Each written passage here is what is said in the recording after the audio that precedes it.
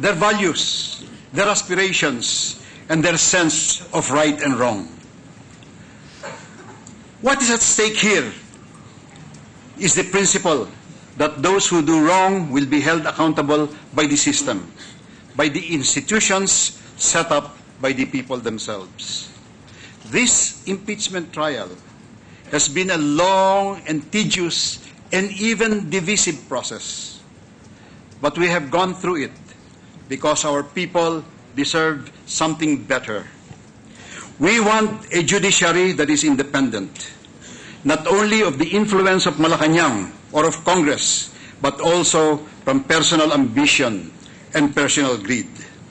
We want a judiciary where no one can say anything offensive about our justices because they truly live in the light of justice and integrity and will willingly endure the harsh glare of public scrutiny because they have nothing to hide. Your Honors, this impeachment trial was conducted for the most noble of purposes. It was conducted in search of the truth.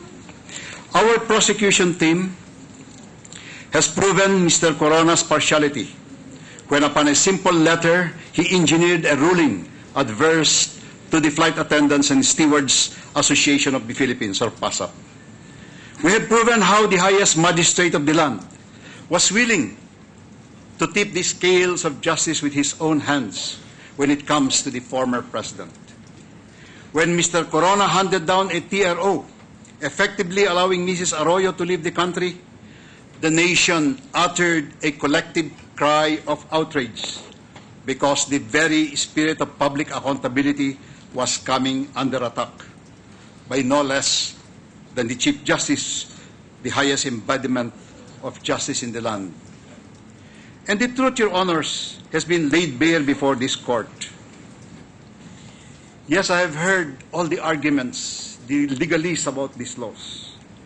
But Mr. Corona himself has admitted to having amassed $2 million. That's a lot of money, Your Honors, and 80 million pesos in cash.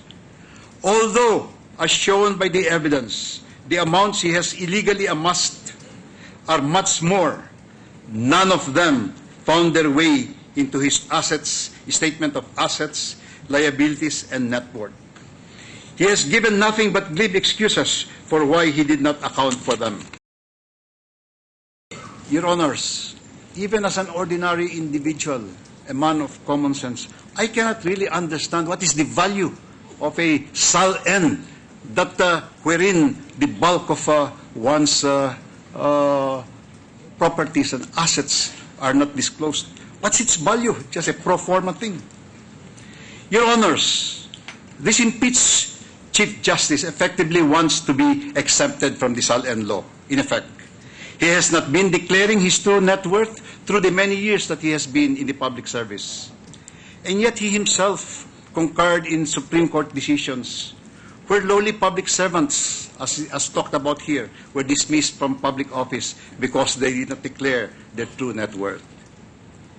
Your Honors, he wants this court and the court of public opinion to ignore his millions of dollars and pesos undeclared in his SALN.